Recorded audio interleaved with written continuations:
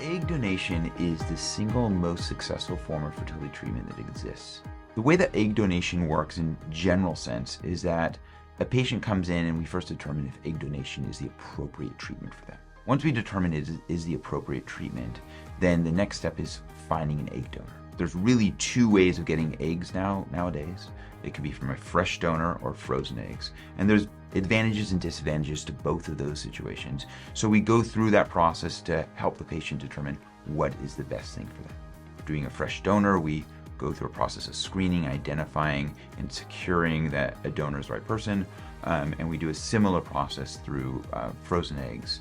And then eventually, if we're using a fresh donor, we do a stimulation process to get the eggs from that donor's eggs, or we receive the eggs from an egg bank. To get the eggs, we create embryos in our laboratory and in a sort of more standard IVF way, create those embryos and potentially test them and freeze them in our laboratory.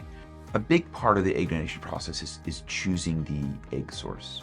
The way we support intended parents through this process is by keeping them involved at each critical step and letting them know when things will happen. The way we support donors through this process is by respecting that a donor is doing something altruistically. And by working with that common respect, we're able to support what the donor needs and what we need.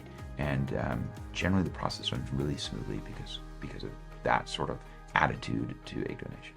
The matching process is really initially dependent on what any intended parent's preference is. And then we support that by making sure that on the back end, it'll be a good, successful process from a more technical point of view.